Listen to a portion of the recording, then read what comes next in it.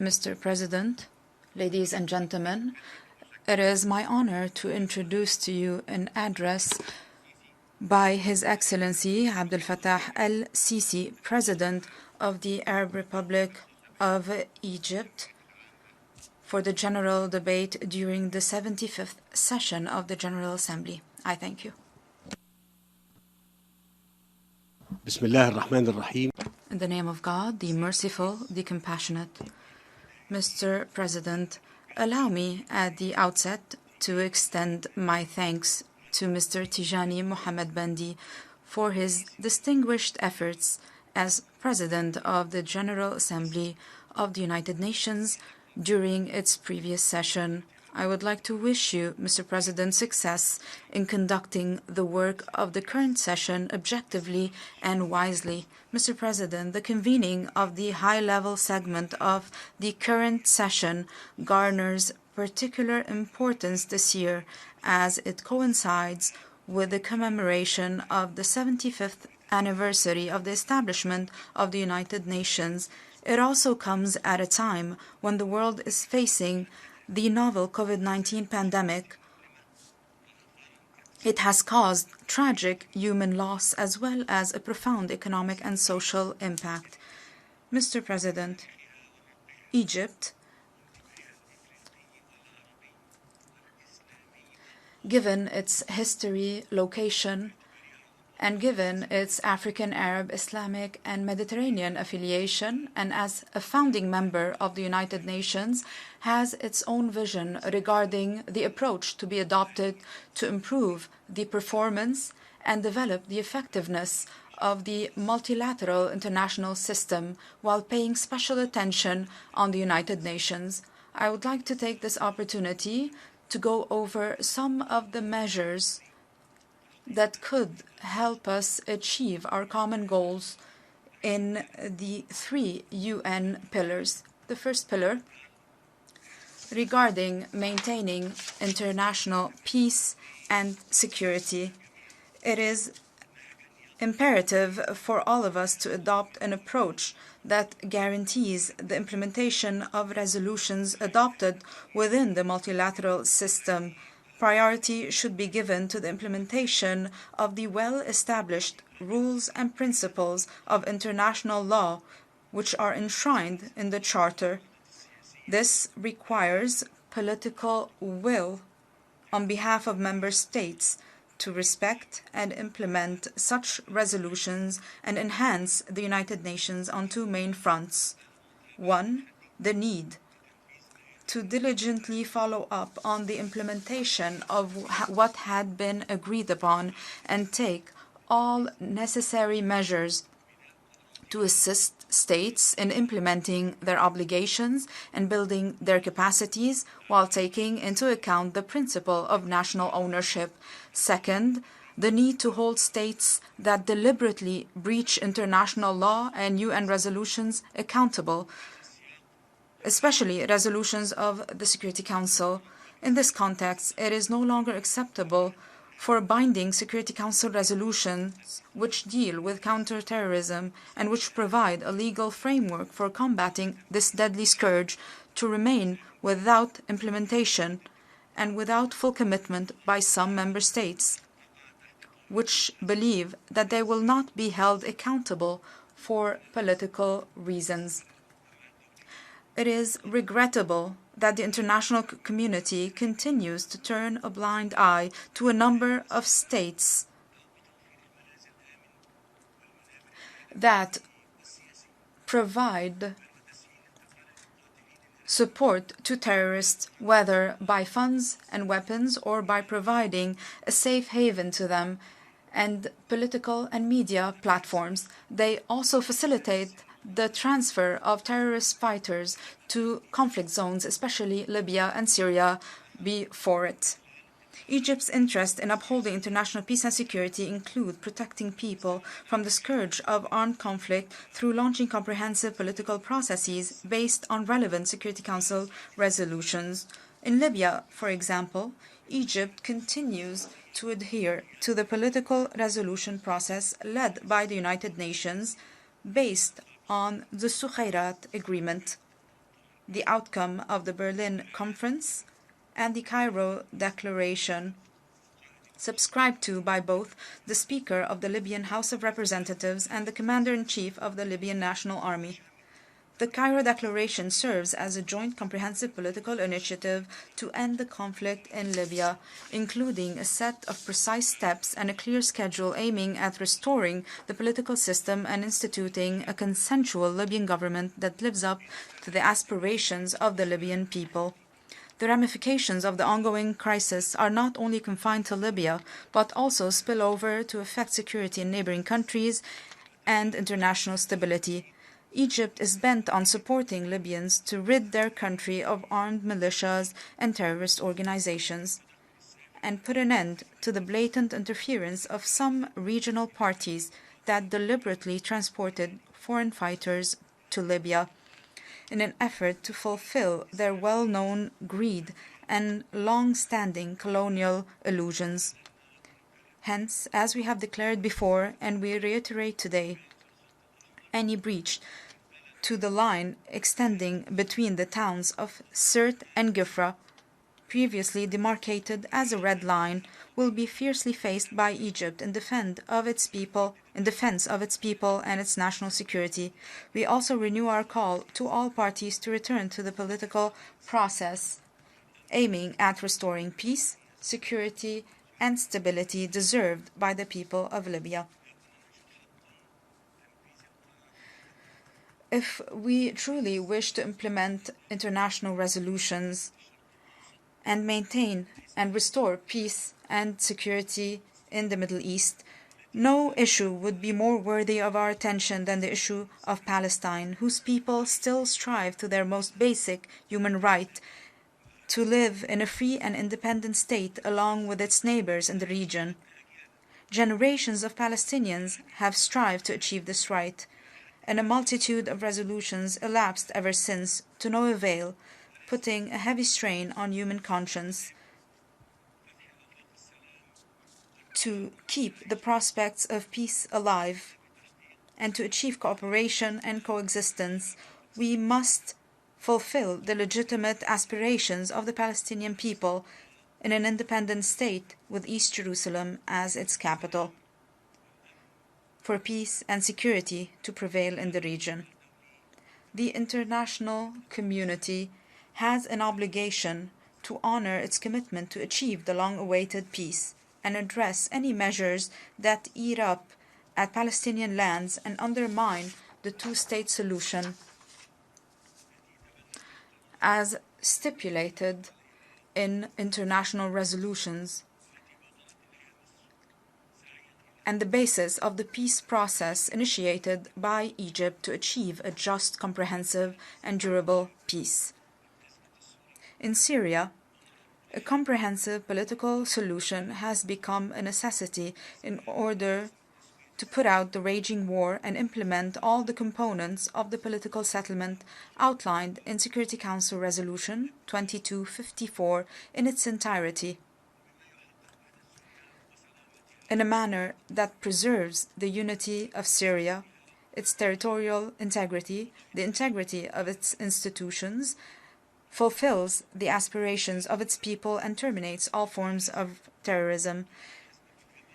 It is also high time for a firm stand in Yemen to put an end to the ongoing crisis there, in accordance with UN Security Council Resolution 2216, the GCC initiative, and the outcome of the comprehensive national dialogue, and in a manner that upholds legitimacy, guarantees Yemen's unity and independence, and puts an end to using Yemen as a launching pad targeting its neighbors and obstructing the free navigation in the Strait of Bab el-Mandab. Mr. President, with regards to the Renaissance Dam matter, I wish to seize this opportunity to convey to you the mounting concerns of the Egyptian people regarding this project currently being constructed by a neighboring and friendly country, which shares a river that has provided life to millions of people for thousands of years. We have spent the better part of a decade in tiresome negotiations with our brothers in the Sudan and Ethiopia, through which our aim was to reach an agreement on the filling and operation of the dam, an agreement that strikes the requisite balance between the development needs of the friendly Ethiopian people and the preservation of Egypt's water interest and its right to life. Throughout this year, we have undertaken successive rounds of intense negotiations in which the United States government exerted much appreciated efforts to bring the positions of the three countries closer through the talks it sponsored for several months with the World Bank. Egypt also engaged in good faith in the deliberations initiated by my brother, the Prime Minister of the Sudan, and afterwards in the negotiations called for by the Republic of South Africa in its current capacity as chairperson of the African Union. Unfortunately, none of these efforts resulted in any tangible outcome. Indeed, the Nile River must not be monopolized by one state. For Egypt, the Nile water is an existential matter. This, however, does not mean that we want to undermine the rights of our brothers and sisters sharing with us the Nile basin. In this vein, the convening of the Security Council consultative meeting on the 29th of June of this year highlighted the importance of this issue and its direct bearing on international peace and security.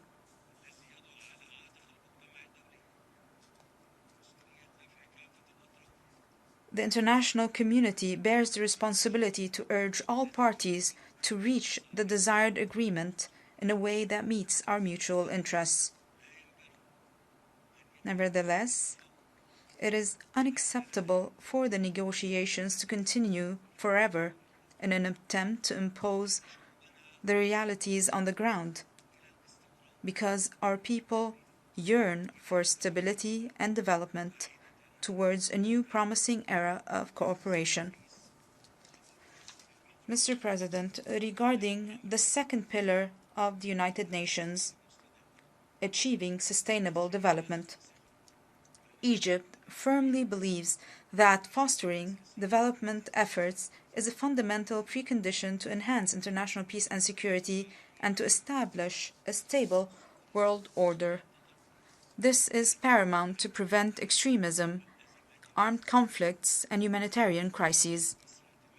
Egypt has supported the adoption of 2030 Agenda for Sustainable Development and carried out a vital role to support the efforts of the Secretary-General to reform the UN developmental system, because we believe in the importance of bolstering the organization's efforts to accomplish these optimistic objectives. The current profound crisis due to the novel COVID-19 pandemic mandates the world to provide support for developing countries through offering stimulating packages for their economies, reducing their accumulated debt liabilities, and utilizing the available instruments of the international financial institutions, aiming at contributing to creating a favorable environment for them. This would help developing countries contain the impact of the pandemic and deal with their already existing problems such as terrorism, disorderly migration, and treating the root causes of conflicts. Regarding the third pillar of the work of the United Nations, the International Agenda of Human Rights garners increased importance for its direct impact on strengthening human development and improving the level of services provided to people and to preserve human rights. This guarantees a decent life and the ability to deal with the challenges on all levels, which at the same time enhances the stability of the international system. In Egypt, we have embarked on strengthening our endeavor in human rights towards all political, economic, and social perspectives, with a belief in the necessity of their integration. In light of the Egyptian constitution and its amendments related to the basic rights and liberties as well as the rights of future generations, we have also re-established the Senate and its role in supporting the democratic system.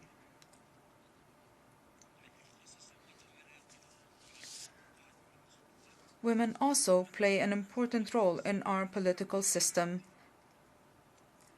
They hold many decision-making positions. We have also worked on strengthening citizenship and achieving equality and equal opportunities without any discrimination. We also empowered Egyptian women, and we sought to combat all forms of violence against Egyptian women, calling for the reform of religious discourse, promoting citizenship as a principle that does not differentiate between compatriots. We also enabled people with special needs, and we invested in our youth by including them in the decision-making process. We also established direct dialogues with young people through periodic youth forums. We've also implemented training and qualification initiatives for young people to participate effectively in public work. At the economic level, and based on Egypt's 2030 vision,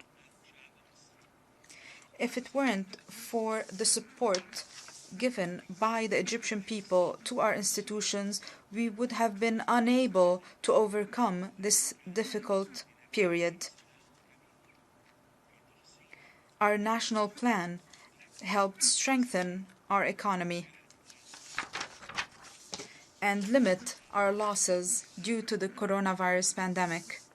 Egypt is among the few countries that were able to achieve positive growth rates despite this pandemic.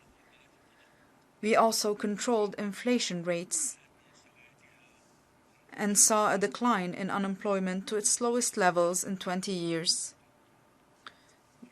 We also implemented national projects in infrastructure. We provided decent housing and energy and provided social programs for people with low income.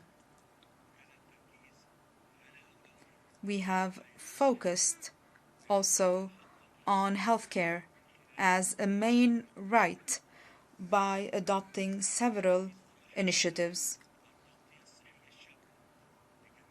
We also implemented the Universal Health Coverage Program for all citizens as part of our efforts to guarantee a decent life for all Egyptians. In the midst of all of the above, and without any propaganda or blackmail, I would like to point out that we have never failed in our humanitarian duty towards the nearly 5 million immigrants and refugees who were forced to leave their countries due to wars, political crises, and difficult economic conditions.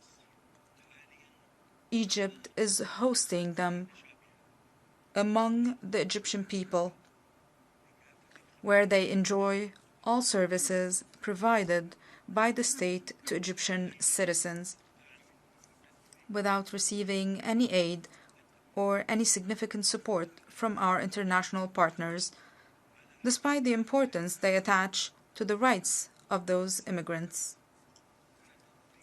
Mr. President, we must work on addressing the issue of equitable geographical representation in the Security Council in order to better reflect the realities of today's world and the current balance of power, which is very different from what it was during the formulation of the international system.